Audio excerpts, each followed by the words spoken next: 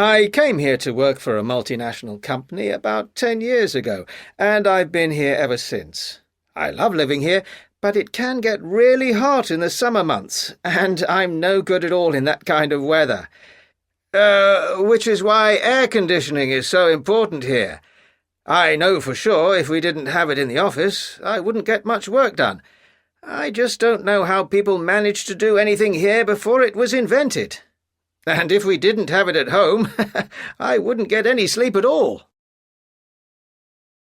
I like straight hair, but mine is really curly and I hate it. So after I wash my hair, I always have to use these hair straighteners. I'd never leave the house if I didn't have these. Well, would you go out in public if you looked like a clown? I've had these straighteners for a couple of years now.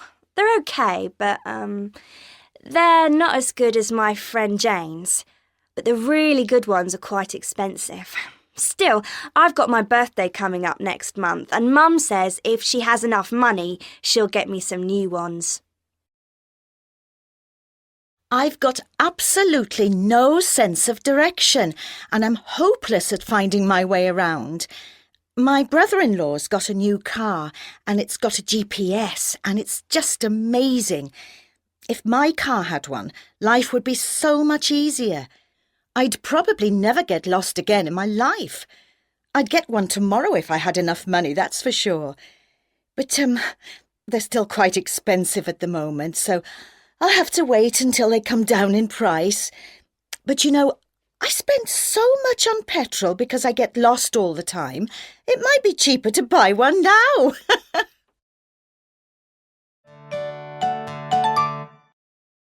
These days, computer viruses are part of everyday life. But as early as 1940, a man called John von Neumann predicted that computer programs would be able to make copies of themselves, and he was right. This ability has meant that people have been able to create viruses which can travel from computer to computer. As we all know, computer viruses can cause a huge amount of damage. But what's the history of these viruses, and what kind of people write them? The word virus was first used by a computer scientist called Frederick Cohen in 1983. He noticed that a computer virus travels from computer to computer in the same way as a flu virus travels from person to person. The first virus to travel from PC to PC was called Brain in 1986. Its creators, Basit and Amjad Alvi, owned a computer store called Brain Computer Services in Pakistan. They created the virus so they could find out how many people were stealing their software, and were amazed when their virus spread all over the world and became international news. Fortunately, Brain didn't do any damage and was easy to remove, but later viruses were much more dangerous. The famous Melissa and Lovebug viruses, for example, made headline news in 1999 and 2000 and caused enormous problems for computer systems everywhere. And in 2004, an 18-year-old from Germany, Sven Jaschen, created a virus called the Sasa worm, which he wrote in his bedroom on a homemade computer. It caused tens of millions of computers to crash all around the world and affected banks, airlines, hospitals, and government buildings worldwide. The Sasa worm was particularly dangerous because it could infect any computer online and didn't need to travel via email, unlike earlier viruses. Of course, viruses aren't the only thing computer users have to worry about. Trojan horses, for example, are often attached to software that you can download from the internet, such as computer games. When you open the software, the Trojan horse loads itself onto your hard disk. It can then allow other people to access your computer without you knowing about it, for example, to steal your passwords and credit card details, or to send junk emails. So what do we know about the young men who write these viruses, people like Sven Jaschen? Well, it seems that most of them are people who...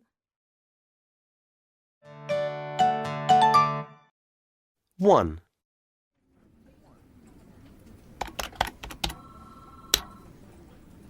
Come on, you stupid machine. What's wrong with you? Well, hello, Carol.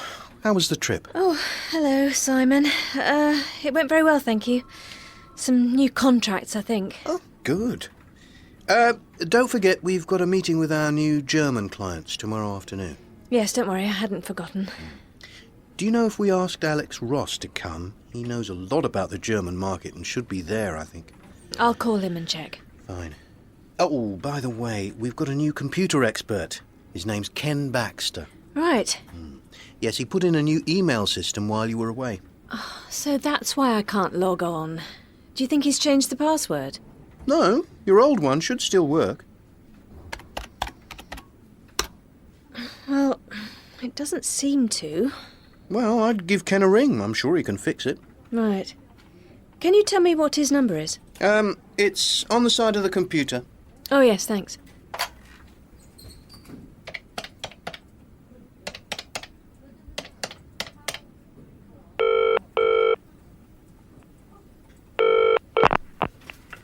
Hello, IT, can I help you? Oh, hello. Can I speak to Ken Baxter, please? He's not here, I'm afraid. He went out about an hour ago. Have you any idea where he's gone? Yes, he went to meet an estate agent. He's trying to buy a house. Oh, dear. Could you tell me whether he'll be back soon? He said he'd be back around 3. OK, thanks. I'll call again then. Bye. What was wrong with the old system, anyway? 2. Oh, hi, darling. Sorry I'm so late. Had a few problems at the office. Don't worry. I'm glad you're back. I need your help. Where's Tim? He's gone out. Where's he gone? To the cinema with some friends. He said you knew about it. Oh, yes, I remember. Will he be back soon? He said he'd be home by 9. Right. What are you doing? I wanted to finish sending out those party invitations, but I can't get into Tim's laptop. Has he changed the password? Yes, now it's keep out. All one word. Very funny. OK, that works. Right, about this party. I thought we could go through the address book and see who we haven't invited yet. Good idea. Who's first? Right. Did we ask Alex Ross to come? You know, your friend from work. Yes, I think so. Oh, no. I forgot to call him about a meeting tomorrow. What's his number? Hang on. It's 020 8244 5690. All right, I'll be back in a minute. Sorry. Oh, well. At least we made a start.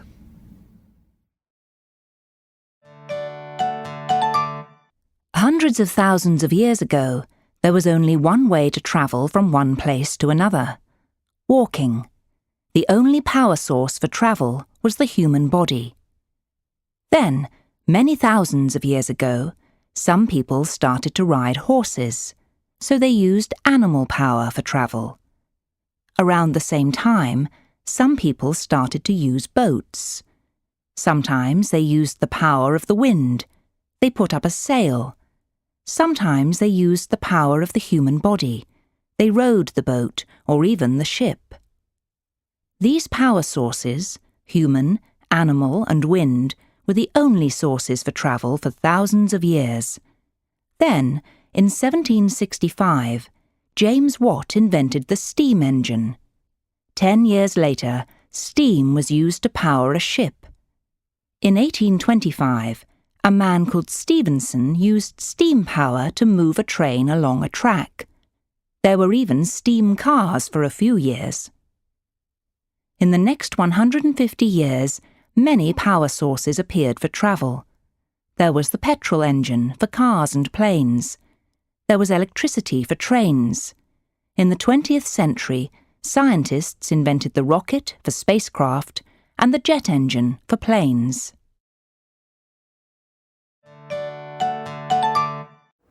I'm going to talk to you today about inventions. That is, new ways of doing something. All the inventions are in the field or area of transport. First, I'm going to talk about different methods or types of transport. After that, I'll tell you when each method was invented. Finally, I'm going to say which invention was the most important as far as I'm concerned. I mean, in my opinion. Okay, So first, what are the main methods of transport that we use today? We can, of course, travel on land, on sea, and in the air. We use cars and bicycles, trains, small boats, and big ships, and of course, planes. Okay, so there are several methods of transport, but when was each method invented? The first method of transport was, of course, walking. But about 40,000 years ago, yes, that's right, 40,000, some Indonesian natives made a boat and sailed from one island to another. For centuries, man sailed the seas using only the power of the wind. Then, in 1775, J.C. Perrier, that's P-E-R-I-E-R, invented the steamship. Steam also powered the first train. In 1830, James Stephenson drove his engine called the Rocket along a track, and the railway age began. Just 9 years later, in 1839, a man called Macmillan invented the bicycle. 50 years after that, in 1888, Carl Benz, that's B-E-N-Z, invented the motor car. So now, man could move quickly on land and on the sea. Finally, at the beginning of the 20th century, the Wright brothers conquered the air. That's Wright with a silent W. On December the 17th in 1903, they flew their plane called Flyer a distance of 1,000 kilometers and went down in history. So, we have heard about the main inventions in the field of transport. But which invention was the most important? In my opinion, it was the last invention, the plane. This invention has made the world into a much smaller place. People can travel right to the other side of the world in a day. Why is that important? Because the more we travel, the more we understand other people and other cultures. You know how Facebook works, don't you, Francis? Yes, I use it all the time. Can you help me with it? Sure. What do you want to do? Well, I've never used it before, so I was thinking of joining. OK, that isn't difficult. So, first of all, go to facebook.com. Then click on the sign up button and enter the information. OK. Name. Email. Password. Date of birth. Then click on the green sign up button again. OK, done. It says it's going to send me an email. Yes. Once you get it, you'll need to confirm your email address by following the link in the email. Ah, here it is. So I follow the link and confirm. Now it's asking me if I want to search for friends. Shall I do that or skip that step? Skip it for now. You can come back and do that later. Let's create a profile for you. OK, how do I do that? Well, first, do you want a photo of yourself? Yes, why not? So you need to upload a photo from your computer. Click on Update Profile Picture. Then open the folder where your photos are stored. OK, done. Now it says Add Basic Information. This isn't difficult. I think I can manage on my own now. Thanks for your help. No problem.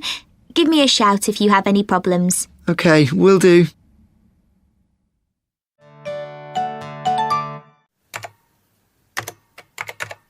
Hey, Vicky. There's a questionnaire on this website because it's National Science Week. So what? I'm busy, Joe. And you know I don't like science. Oh, come on. Only 5 minutes. All right. What sciences have you studied? Since primary school, I've studied biology, physics and chemistry. I used to do those too, but now I do economics. That's not a science. Well, it's a social science. Oh, all right. Number 2. Did you or do you enjoy science at school? I didn't like it because of the maths. That's why I gave up science when I was 16. Well, I like science because of the experiments. We cut up a frog in biology yesterday. It was great. Oh, yuck. You're a killer, Joe. I know, but the explosions in chemistry are even better. They're more interesting than physics experiments anyway. Well, I couldn't stand physics when I did it. I remember that. Right. Question 3. What would you like to know more about? I'd like to learn more about meteorology. I think the weather's really interesting. And you? Psychology. I think the way people behave is fascinating. OK, next question. What do you think are the 2 most important inventions for humanity? I think the 2 most important inventions ever are the internet and the abacus. The internet is important because it's changed the way we live so quickly, and the abacus because it helped develop maths, and maths is the basis of all science, isn't it? That's why I hate it. So what inventions would you choose? For me, first penicillin, because it saved the lives of millions of people. Second, I'd choose aspirin. It makes all the difference when you've got a headache, doesn't it? OK. What 2 inventions make our lives more comfortable? For me, 2 important inventions that make life more comfortable are the light bulb and the fridge. We couldn't live without fridges, could we? What about you? Things that make my life more comfortable. The zip and the button. What would we do without them? Very funny. Last question. What technology will become more important in the future? I don't know. Maybe biotechnology. I think we'll all live a lot longer than now because of it. But it could be dangerous too. You know, creating new diseases and that sort of thing. Well, I predict that artificial intelligence will be more important in the 21st century. I think machines are going to be more intelligent than now and more caring too. What a thought. I'd like a machine to finish my French essay right now, though. But I haven't, so I better get on with it. OK.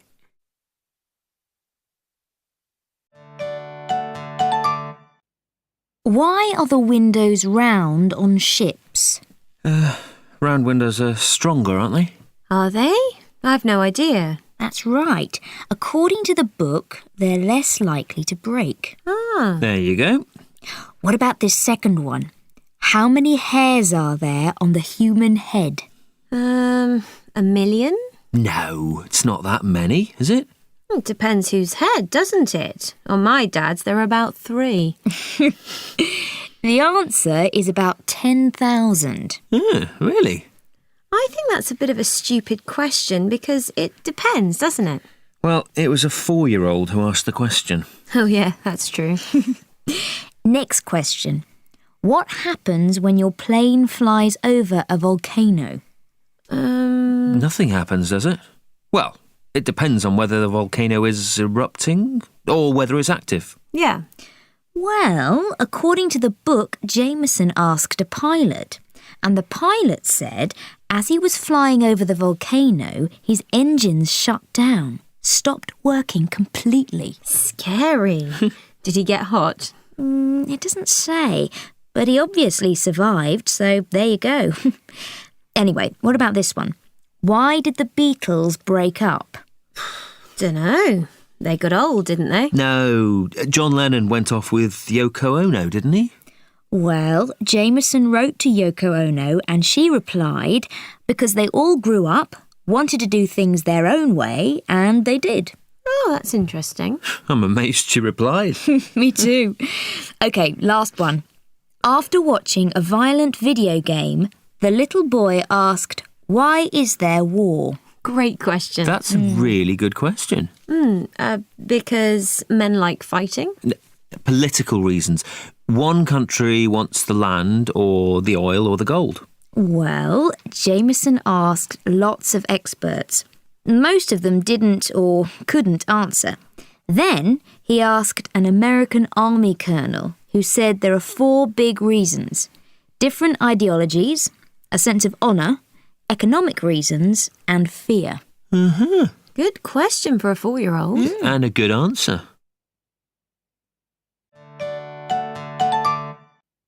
I'm going to tell you about Robo-Chef. Basically, Robo-Chef can prepare and cook all your favourite recipes. It works like this. First of all, it washes and prepares all the vegetables. Then it prepares your dish and cooks it for you on your cooker. Robo-Chef comes complete with hundreds of menus already programmed. But you can also program Robo-Chef with your own recipes. Or if you want to try something new, you can download new recipes whenever you like. All you have to do is choose the dish you want, decide how many people you want Robo-Chef to cook for, and what time you want the meal to be ready. So let's say you would like a vegetable lasagna for 6 people, ready by 8 o'clock. Then just make sure you have all the ingredients in the kitchen, press the button, and that's it. You can go out to work, and when you come home in the evening, your delicious supper will be ready. What could be easier? Robo-Chef is the chef of the future. I use the internet all day at work, and I still get my work done. Yeah, me too. I'm sorry, but I really don't see what the problem is. I think the problem is that lots of workers spend all day surfing the internet and wasting their time instead of doing their work. And students at college are failing their courses because they spend all their time checking Facebook and watching videos that friends send them. Yes, that's true, but, I don't think that the problem is the internet. You know, I think the problem is with the websites like Facebook. Yeah, definitely. Like YouTube. Some companies and colleges stop you from using certain websites, and in my opinion, that's okay. But it's so easy to waste time. I don't think you should use the internet when you're trying to work, unless you need it for your work, for research or something. I'm not sure about that. Going on the internet sometimes gives you a break. It's like having a cup of coffee or talking to someone in the office. People should use the internet as much as they like. I don't think so. Yes, that's right. I think it's good. I run a small business, and my staff uses the internet as much as they want to. I don't check what they are doing. They do all their work, and they are happy. I don't think it's a waste of time at all. It's the same as going to a bookstore. No, but... Or looking through a pile of magazines. I'm afraid I totally disagree. The problem is that people are addicts. People aren't addicted to reading books, but the internet is different. People spend too much time in front of their computer or their phone. They choose the internet over sports and going out. They forget how to live in the real world, and I think it's a real problem. Robert. I think they've already changed the way we live. I mean, a lot of people, like me, spend a lot of their free time playing online games. And this has made me a more sociable person. It's difficult to play modern computer games alone. When you start the game, you also join a network of other people playing online. And you can join a team to play with other people around the world. I work as a truck driver, so I spend a lot of time alone on the road. When I used to play computer games, when I was younger, I sat in my bedroom, closed off from the world. Now when I play, I'm constantly talking to other players in real time. Because of this, I spend most of my free time talking to other people with the same interests. I used to be quite shy, but these days I find it easier to talk to people I don't know. So yes, I think computer games are changing the way we live, and it's a good thing. Miriam. Well, they're not changing the way I live very much. I mean, they're just games, like any other game. I quite like computer games. Some of them. There are lots of games I don't like the violent games, but for me, it's just the same as the other things I do. I mean, sometimes I read a book or watch television to relax. Sometimes I go out for a walk, and sometimes I play a computer game. It's not changing my life. I don't spend all my time on the computer. I use a computer for work, so I don't want to be on the computer all the time at home, too. And I think a lot of people are like me. In our free time, we prefer to do other things. Welcome to another 3J's podcast, Totally Great or Total Rubbish. For those joining us for the first time, me, Jermaine, and my friends James and Jody review random stuff chosen by listeners and decide if they're totally great or total rubbish. That's it. No maybes. It's all or nothing. You're either grade A or a hopeless fail. So, first up, it's me with Cry for Help, an app to scare off attackers. Okay, imagine walking home at night. Someone's following you, a robber or worse. You open the app and... Help! No one's going to attack you with that screaming in their ear. Oh, come on. What's wrong with using your own voice? You haven't had that dream where you want to scream but nothing comes out? It's a dream, right? Not reality. They might cover your mouth. Or smash your phone. True. Apart from that, some creep's considering robbing me, right? So I pull out a £500 phone and start searching through my apps. You don't think he might be more tempted to rob me? She has a point. It's rubbish. Good for scaring your little brother, though. No maybes. Total rubbish. Okay, a hopeless fail. So, James, what about your universal translator? Yeah, basically, it's an app that allows you to speak in a foreign language you don't know. You just say the words in English, and the app plays a spoken translation with the correct accent. Wow, sounds cool. Having something like that on your travels has to be good, no? It's good in theory, but it's difficult to know if the translation is accurate. So I asked a Chinese friend to try it out with me. Any good? Well, some were okay, like hello, goodbye, can I have a coffee, stuff like that. Cool. But I did try and say, your mum's nice, and apparently it said, I like your cow. Dude, I'm not sure what's more embarrassing, the translation or saying your mate's mum is nice. She made us cookies. Okay. Whatever. What about the other way round? Oh, it only recognises English at the moment. So you ask the way to the bank, but you can't follow the directions. Hardly a universal translator. True, but it is half the problem sorted in 12 languages. And the other people could point. They might even take you there. And if they try and attack you on the way, it could translate this. Help! Exactly. Saves you having to learn a language. I'd say it's totally great. Okay, you win. Universal translator, we are agreed. You are totally great. Which brings us to Jody and the remote lock. So, you install this lock, and then you can use the app on your phone to lock or unlock it from anywhere. Australia, if you wanted to. Why on earth would you want to open a door from the other side of the world? Well, if you're travelling and you want to get into it... The computer and video games industry has experienced remarkable growth. Worth around $25 billion around a decade ago, interactive entertainment now generates well over $100 billion a year worldwide, a figure which is only going to rise in the coming years. The industry is home to many different occupations and employs hundreds of thousands around the world. Video games can cost as much to produce as major Hollywood movies and can earn much more. 2014's Destiny, for instance, cost $500 million to develop, twice as much as any film made that year. But apparently, following its release, the game made that money back in just one day. Yet many still see gaming as child's play, and the industry still struggles to be taken seriously. With over 1.2 billion people now playing games, 700 million of them online, perhaps it's time to reconsider our ideas of who gamers are and why they spend so much time and money on their passion.